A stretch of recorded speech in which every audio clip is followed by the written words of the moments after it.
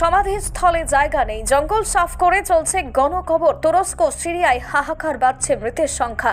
রবিবার তুরস্কের মারাসের বিমান 5,000 মৃতদেহ একসঙ্গে সমাধিস্থ করা হচ্ছে।